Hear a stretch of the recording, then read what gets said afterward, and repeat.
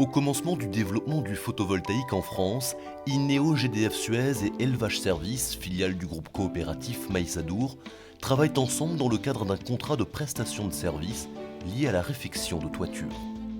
Fort de cette expérience commune, les équipes d'INEO Aquitaine, des agences de Saint-Paul-les-Dax et d'Anglet, se lancent avec Élevage Service dans une collaboration de 3 ans.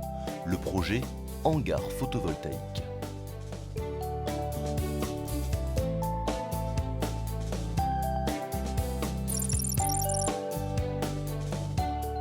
Patrick Luby et Guy Parayous l'entérinent par la signature d'un contrat de prestation de service le 16 janvier 2009. Élevage Service sélectionne les terrains et collecte les pièces nécessaires à la constitution du dossier de faisabilité. INEO Aquitaine de son côté dépose les autorisations d'urbanisme, les contrats d'accès au réseau auprès d'ERDF et les contrats d'obligation d'achat de l'électricité auprès d'EDF. INEO Aquitaine assure le montage juridique, le financement, la construction et la maintenance pendant 20 ans. Un géomètre expert se charge de borner les terrains, délimitant ainsi les parcelles sur lesquelles seront construits les hangars. Il établit aussi les plans et les documents d'arpentage enregistrés au cadastre, indispensables à la rédaction des actes notariés.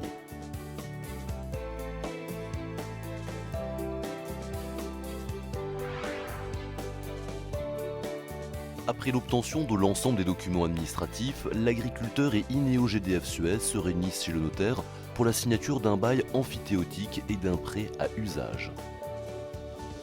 Un bail de 31 ans confère alors à INEO GDF Suez tous les droits du propriétaire pour la construction et assure à l'agriculteur qu'à l'issue de cette période, il sera déchargé financièrement.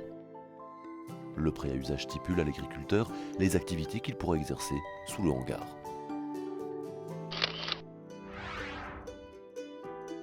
La gestion, les suivis administratifs, les études techniques, les achats et la direction des travaux de construction sont assurés depuis l'agence INEO Aquitaine Saint-Paul-les-Dax.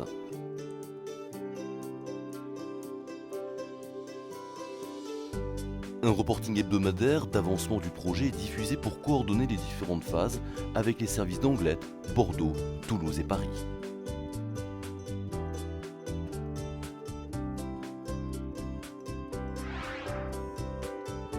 Préalablement, un géologue étudie la nature des sols. Grâce à ces données, l'ingénierie structure béton calcule les dimensions et dessine les plans des massifs à réaliser par le maçon.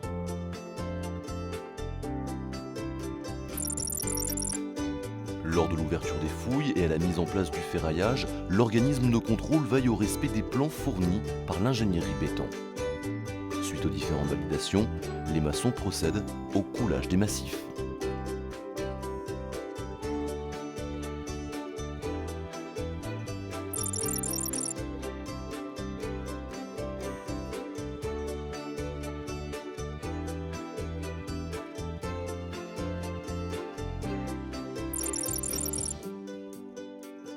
Après le séchage des massifs, les charpentiers assemblent au sol les carrés contreventés, dressent les poteaux, puis procèdent au levage qui assembleront la structure.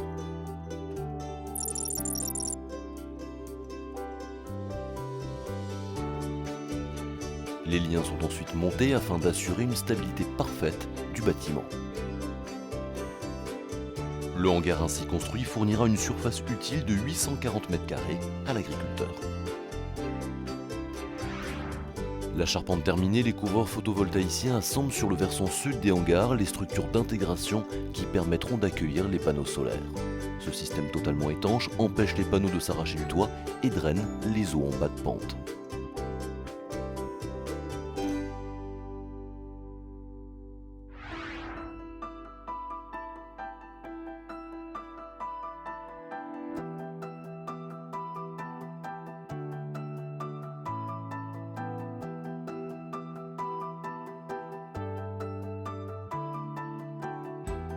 En fonction de l'accessibilité du terrain, le grutage et la mise en place des shelters se fait avant ou après la construction de la structure métallique.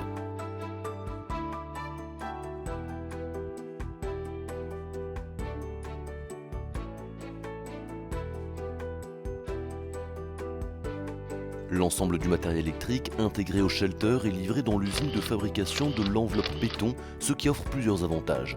Pose et câblage de l'ensemble du matériel électrique en série dans les shelters, un seul chargement et déchargement pour le transport sur site.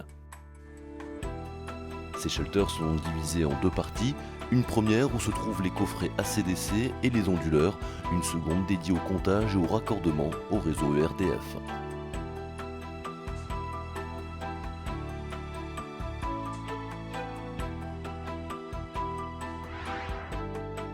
Par string de 28, les panneaux sont reliés en série. Le premier et le dernier module sont connectés au faisceau central, lui-même raccordé aux armoires courant continu.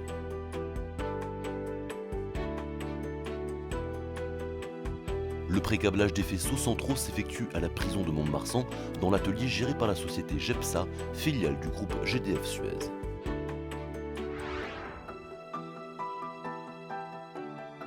Suite à l'obtention du consuel, les techniciens d'Ineo GDF Suez et ceux d'ERDF effectuent la mise en service du comptage de production. Dès cet instant, les 392 panneaux du hangar produisent une puissance de 94 kW crête, issue de l'énergie solaire. Il est temps alors pour les techniciens de l'agence Ineo Aquitaine de Saint-Paul-et-Dax de mettre en route le monitoring. Ce système permet de télésurveiller les hangars depuis l'agence Ineo Aquitaine d'Anglet et de s'assurer des performances électriques. Les informations ainsi recueillies permettent de planifier les interventions de dépannage et de maintenance.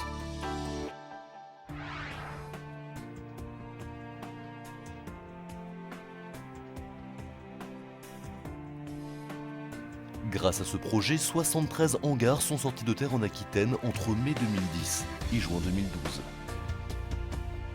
Ils fournissent une puissance globale avoisinant 7 MW crête, ce qui en fait aujourd'hui le programme photovoltaïque Ineo GDF Suez le plus important de la région.